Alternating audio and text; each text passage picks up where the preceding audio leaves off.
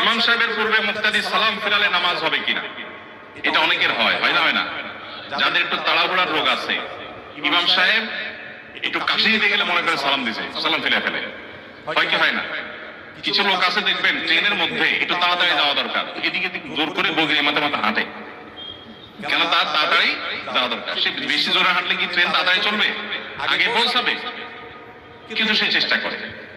তো আপনি যতই হুলস্থুল করেন, ইমামের আগে তো নামাজ শেষ করতে পারবেন না। সেই জন্য ইমামের আগে কোনো কাজ করা এটা ভুল।